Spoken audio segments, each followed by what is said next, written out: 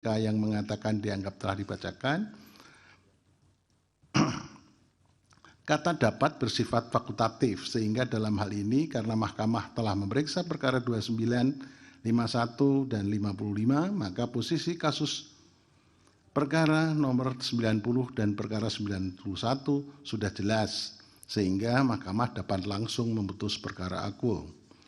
Dari kelima perkara akuo, saya merasakan adanya kosmologi negatif. Saya ulangi, merasakan adanya kosmologi negatif dan keganjilan pada kelima perkara akuo yang perlu saya sampaikan, karena hal ini mengusik hati nurani saya sebagai seorang hakim yang harus menunjukkan sikap penuh integritas, independen, imparsial, serta bebas dari intervensi politik manapun, dan hanya berorientasi pada kepentingan bangsa dan negara Republik Indonesia yang berdasar pada ideologi Pancasila.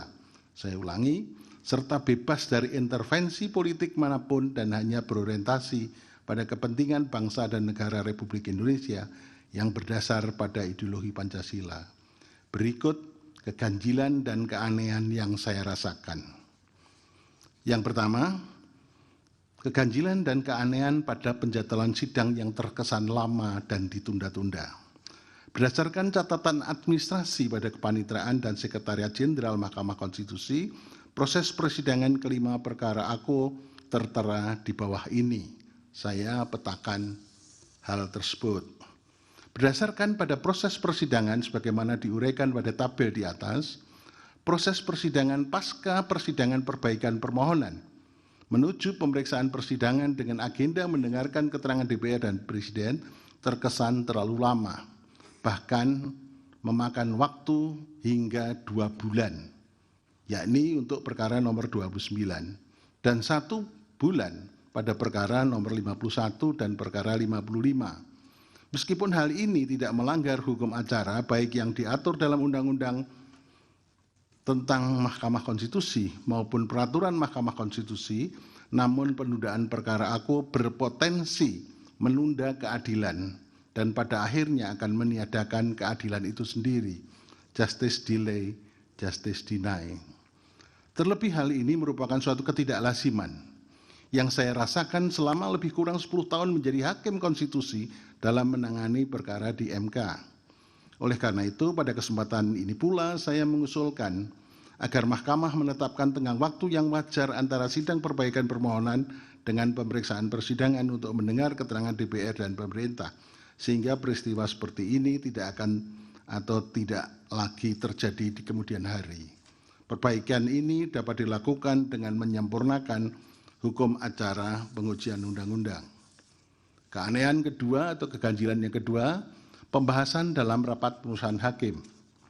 Pada saat rapat pemusyawaratan hakim yang diadakan pada hari Selasa tanggal 19 September 2023 terkait pengambilan putusan terhadap beberapa perkara, yaitu perkara 29, perkara 51, dan perkara nomor 55, ketua tidak hadir.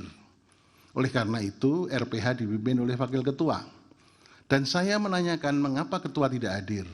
Wakil ketua kala itu menyampaikan bahwa ketidakhadiran ketua dikarenakan untuk menghindari adanya potensi konflik kepentingan, conflict of interest. Disebabkan isu hukum yang diputus berkaitan erat dengan syarat usia minimal untuk menjadi calon presiden dan calon wakil presiden, di mana kerabat ketua berpotensi diusulkan dalam kontestasi pemilu presiden 2024 sebagai pasangan calon presiden dan wakil presiden oleh salah satu partai politik, sehingga ketua memilih untuk tidak ikut dalam membahas dan memutus ketiga perkara akuo. Pada akhirnya ketiga perkara akuo, yaitu perkara nomor 29, perkara 251, dan perkara 55, diputus dengan komposisi mayoritas hakim menyatakan menolak permohonan akuo meskipun ada pula hakim yang berpendapat lain.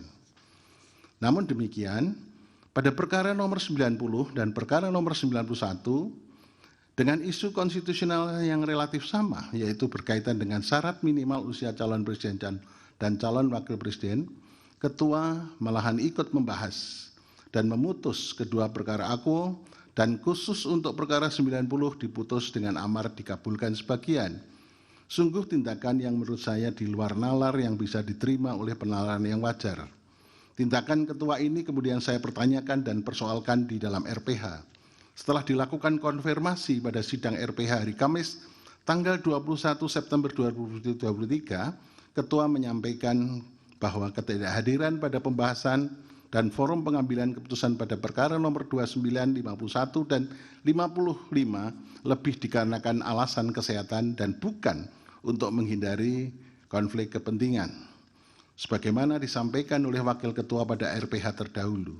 Apalagi perkara 90 dan perkara 91 telah dinyatakan dicabut oleh kuasa hukum pemohon pada tanggal 29 September 2023. Meskipun pada akhirnya pada hari Sabtu 30 September 2023 pemohon membatalkan penarikan atau pencabutan kedua perkara akuo. Hal-hal inilah yang menurut saya aneh dan tidak bisa diterima rasionalitasnya.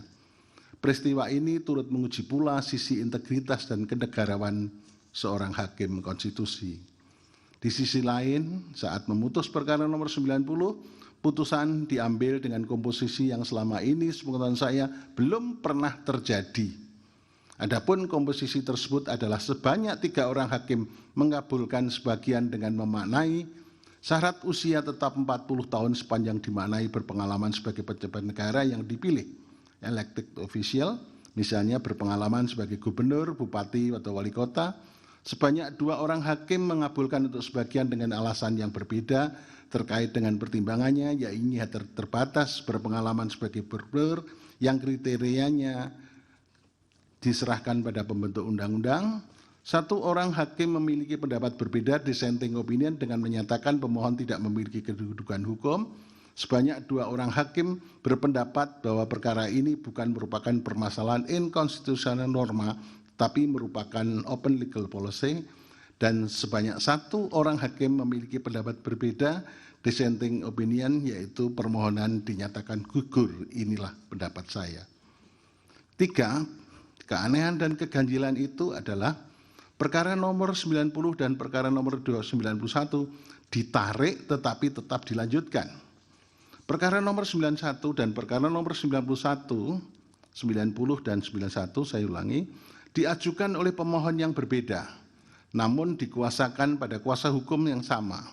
Kuasa hukum perkara pemohon 91 dan 90 dan 91 telah mencabut atau menarik permohonannya melalui surat bertanggal 26 September 2023 perihal permohonan pencabutan perkara nomor 91 mengenai permohonan uji materi 169 huruf Q Undang-Undang 7 2017 tentang pemilihan umum terhadap Undang-Undang Dasar 45. Surat dimaksud telah diterima di Kepanitraan Mahkamah Konstitusi Jumat 29 September tahun 2023 pada pukul 14.32 WIB. Akan tetapi pada hari Sabtu 30 September 2023 melalui surat bertanggal 29 September 2023 perihal permohonan pembatalan pencabutan perkara nomor 91 mengenai permohonan uji materi pasal 169 huruf Q Undang-Undang Aku dengan alasan pembatalan pencabutan di perkara diuraikan pada angka 3 surat dimaksud karena adanya kesalahan informasi yang kami terima terkait pengiriman berkas perbaikan permohonan. Maka dengan ini kami membatalkan surat kami bertanggal 26 September tahun 2023 perihal permohonan pencabutan perkara nomor 91 tentang uji materi dan sebagainya. Pada angka 4 surat dimaksud, pemohon pun meminta kepada mahkamah agar perkara aku tetap diperiksa dan diputus. Dalam rangka memastikan kebenaran ikhwal pencabutan dan pembatalan pencabutan perkara aku, mahkamah mengagendakan persidangan konfirmasi pada hari Senin 3 Oktober tahun 2023 guna melakukan konfirmasi berkenaan dengan hal tersebut di atas. Pada persidangan tersebut, pemohon pada pokoknya menerangkan hal sebagai berikut. Vide risalah sidang perkara nomor 91 bertanggal 3 Oktober tahun 2023. Terdapat miskomunikasi antara kuasa hukum dengan perwakilan kantor di Jakarta terkait dengan keperluan penyiapan hard copy berkas permohonan guna melengkapi syarat 12 rangkap untuk perbaikan permohonan. 2. Adanya miskomunikasi internal terkait penyerahan hard copy berkas permohonan. Maka kuasa hukum merasa kilaf dan malu sehingga atas inisiatif sendiri tanpa berkoordinasi dengan prinsipal, kuasa hukum mengirim surat pencabutan bertanggal 26 September 2023 via pos yang diserahkan oleh Muhammad Kamdani pada Jumat 29 September 2023 dan diterima di Kepanitraan Mahkamah Konstitusi pada hari yang sama pada pukul 14.32. 3. Setelah berkoordinasi dengan Arkian Wahyu Rea, pemohon prinsipal, kuasa hukum lantas membuat surat pembatalan pencabutan perkara karena keinginan prinsipal untuk melanjutkan perkara akuo. Oleh karena itu, kuasa hukum melalui saudara Rudi Setiawan kemudian mengirim surat pembatalan pencabutan perkara bertanggal 29 September tahun 2023 dan diterima Sabtu 30 September 2023 oleh Dani Pamdal MK pada pukul 20.36 WIB dan dicatat dalam tanda terima berkas perkara sementara. Berdasarkan beberapa hal sebagaimana diuraikan oleh pemohon di atas, saya berpendapat terdapat beberapa keanehan dan keganjilan yang dapat diuraikan sebagai berikut. 1. Perbuatan hukum pemohon yang melakukan pencabutan perkara sepihak atas inisiatifnya sendiri tanpa berkoordinasi dengan pemohon prinsipal karena malu dan kilaf yang disebabkan oleh adanya miskomunikasi internal dalam tim kuasa hukum terkait penyerahan hard copy berkas permohonan sebanyak 12 rangkap. Menurut penalaran yang wajar, alasan kuasa hukum dimaksud tidak dapat diterima rasionalitasnya. 2. Adanya perbedaan waktu penerimaan surat pembatalan pencabutan perkara antara keterangan kuasa hukum pada persidangan hari Senin tanggal 3 Oktober 2023 dengan waktu yang tertera pada tanda terima berkas perkara sementara, yaitu pada pukul 12.04. Sedangkan berdasarkan keterangan kuasa hukum pada persidangan surat pembatalan pencabutan perkara diterima pada pukul 20.36 WIB. 4. Adanya perbedaan nama petugas Pamdal MK yang menerima surat pembatalan pencabutan perkara menurut kuasa hukum pemohon diterima oleh Dani Pamdal MK, namun nama yang tercantum dalam tanda terima berkas perkara yakni Safrisal Pamdal MK. Pola dan keterangan yang disampaikan kuasa hukum dan pemohon prinsipal pada perkara 90 Almas Tasibiru Rea juga sama dengan pola dan keterangan yang disampaikan kuasa hukum dan pemohon prinsipal pada perkara nomor 91 Arkian Wahyu Rea. Meskipun waktu persidangan untuk melakukan konfirmasi pencabutan atau penarikan permohonan dijadwalkan berbeda. Artinya, keterangan kuasa hukum dan pemohon ikhwal pencabutan dan pembatalan pencabutan perkara dilakukan secara sadar dan by design. Vide Risalah Sidang Perkara nomor 90, 3 Februari, Yungto Risalah Sidang Perkara nomor 91, bertanggal 3 Oktober halaman 6-13. 6. Pada hari Sabtu 30 September 2023 terdapat surat pembatalan penarikan permohonan perkara 90 dan perkara 91 yang dikirim oleh Rudi Setiawan yang merupakan staf kuasa hukum pemohon dan diterima oleh Pamdal Risalah Sidang Perkara nomor 91 bertanggal 3 Oktober halaman 9-10.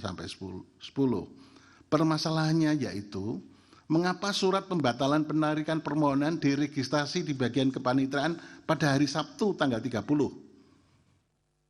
Padahal hari Sabtu tanggal 30 di hari libur dan bukan pada hari Senin tanggal 2 tahun 2023 yang faktanya diterima pada hari Senin. Menimbang bahwa berdasarkan pada keterangan pemohon dan fakta-fakta hukum sebagaimana diuraikan di atas, menurut saya pemohon telah mempermainkan marwah lembaga peradilan dan tidak serius dalam mengajukan permohonan. Bahkan tindakan kuasa hukum pemohon mencerminkan unprofesional kendak, tidak profesionalan sebagai kuasa hukum karena tanpa melakukan koordinasi dengan pemohon prinsipal, kuasa hukum pemohon melakukan penarikan atau pencabutannya. Saya ulangi, Menurut saya, pemohon telah mempermainkan marwah lembaga peradilan dan tidak serius dalam mengajukan permohonan. Meskipun setelah berkoordinasi dengan pemohon prinsipal pada perkara nomor 90 dan perkara 91, pemohon prinsipal meminta kuasa hukumnya untuk tetap melanjutkan perkara aku dan selanjutnya direspon oleh kuasa hukum dengan menyampaikan surat pembatalan penarikan perkara. Disinilah letak miskomunikasi antara pemohon prinsipal dan kuasa hukumnya. Selain itu, berdasarkan pasal 75 ayat 1 huruf B, ayat 3 huruf C Peraturan Mahkamah Konstitusi tentang tata beracara dalam perkara pengujian undang-undang, permohonan yang telah ditarik tidak dapat diajukan kembali, meskipun belum ada putusan berupa ketetapan penarikan kembali yang dikeluarkan oleh mahkamah. Namun sudah cukup bagi alasan bagi mahkamah untuk menolak surat pembatalan pencabutan perkara dan mengabulkan pencabutan perkara pemohon karena pemohon telah ternyata tidak serius dan bersungguh-sungguh dalam mengajukan permohonan aku.